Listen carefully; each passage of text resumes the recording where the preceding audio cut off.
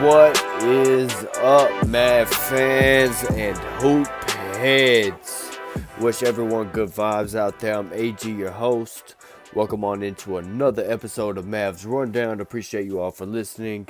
And unfortunately, tonight, Mavs fans, the Clippers take this one and win at home in LA, 113 to 101 over the Mavs.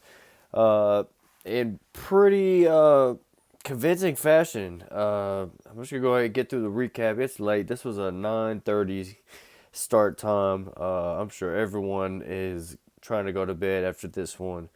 So I'm gonna go ahead and go through this rundown so y'all can go ahead and enjoy this on whenever y'all get a chance to listen. Okay, so anyway, no Dodo, no Josh Green, no Maxey, of course. Then for the Clippers, they had no Paul George tonight and no Luke Kennard, if that means anything to you. But shit, he can't splash it. People sleep on him. Anyway, but yeah, they had no Paul George tonight, but they did have Kawhi Leonard. And they said this is the first time in this that Kawhi has played the Mavs since the playoffs in 2021. So pretty crazy that this is the first time we're playing him. But hey, as a NBA fan, honestly glad to see him on the floor. Anyway, and another thing to note before this game. Okay, so before this game, I thought, yeah, we could probably go in this and maybe steal out a victory against this squad. I didn't know if Paul George or Kawhi or both were going to be playing, but I knew it was going to be a tough game anyway with all the depth they got. But then when I learned before the game that they had lost, I didn't know this literally till pregame, till one of the teams said it. And then I went and checked my phone and like double checked their schedule to make sure it's true. But they have lost 6 in a row before this game. So that completely changed my outlook on this game. And I was like, maybe everyone get an early bedtime tonight because that just calls for super desperation. They were a super desperate team tonight, and it showed, man. They were kind of getting to every like 50-50 ball, kind of like we were the other night, or I can't remember which game it was, but just all over the floor. They were doing everything they needed to do to get a victory. Okay, let me go through the rundown before I fucking fall asleep on this. So, okay. So anyway, the first quarter, Mavs start off to had a slow start, man. It was really bad. Shots just weren't falling for the Mavs.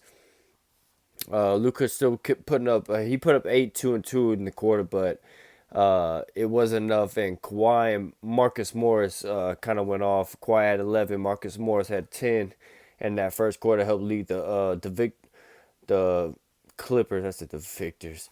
The Clippers 31-25. In the second quarter, man, it was like everything just started to fall apart for the Mavs.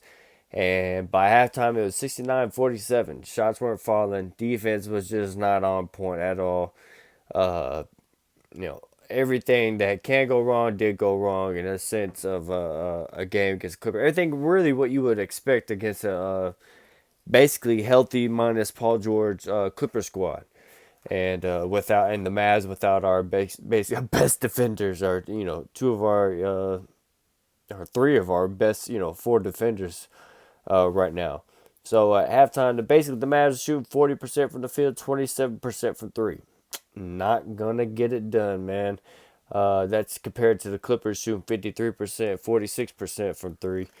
They were just moving the ball. They do a really good job of once they start clicking, they move the ball well, they share the ball. And it's kind of like the Mavs and their role players were all, hitting their shots tonight finally. They were making the right play and knocking down shots. And of course, Kawhi was being Kawhi Leonard. Kawhi had 17 and a half, and Norman Powell ended up with 16 at the half as well. Luka had 12, 2 and 2 at the half. Obviously didn't do a whole lot. Tim had 14. Obviously Luka's trying to get everyone done, but nobody was making shots. So I don't want to put it that way. Luka, because we'll get to Luka in a minute. Seawood had 6 points and 1 rebound at the halftime. That's because he had 3 fouls.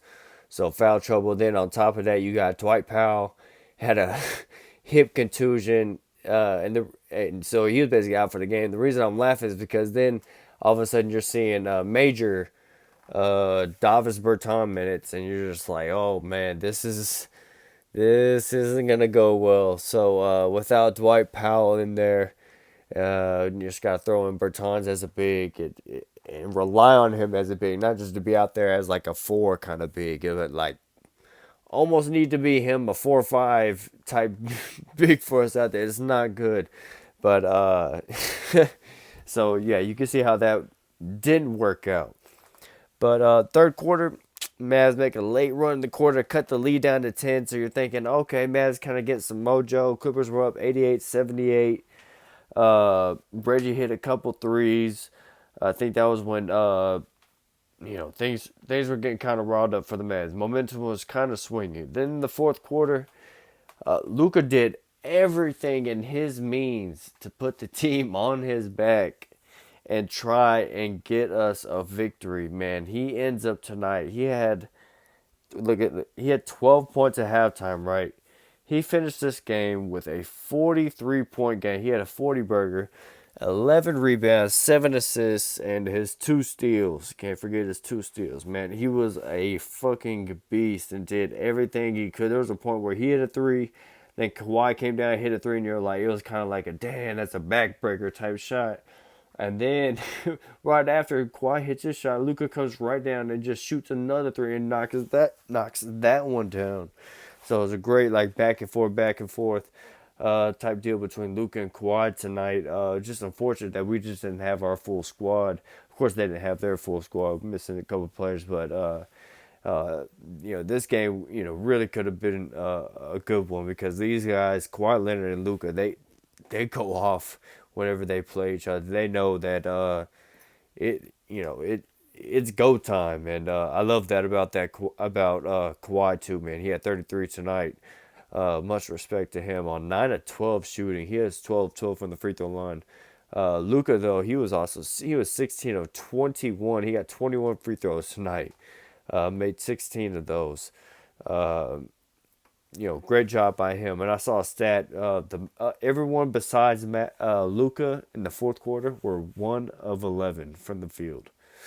That's not going to get it done when the rest of the squad besides Luka takes 11 shots and can only make 1. That's not a good recipe. So the Mavs take a L tonight. Kind of as expected. Not too much to rant on about this. They were a better team. They got more talent, better squad, especially better defense for certain. And then the only way we were going to beat them is if we beat them offensively. And we weren't able to knock down shots tonight. So, pretty much sums it up. Mavs stay in L.A. They play again Thursday. And it'll be in L.A. Against the Lakers this time. Not the Clippers, but the Lakers now. And it's a TNT game, so y'all check that one out. It's the late one, 9 o'clock. That one's going to be a little bit of a stinker staying up for that one. But hey, MFFLs, we got this. And if not, hey, it's all good. I got you. Mavs rundown. I'll get you, let you know what's going down, what happened. But that should be a good one. Then after that, we go play Portland back-to-back at Portland. So those, these next 3 games should be pretty good. Then we got some more coming up. Again, if you don't remember, January is going to be, we got some good tests. And then February is going to be some big-time games too. So a lot of great games, a lot of great basketball coming up. So y'all get ready to check that out. That's pretty much all I got. Yo, if you want to follow on Twitter, it's at Mavs_rundown. The Mavs Rundown is free on YouTube along with Spotify and the Anchor app. I'm AG. Thanks for listening. Remember, cool heads prevail. And I'll see y'all next time on the Mavs Rundown.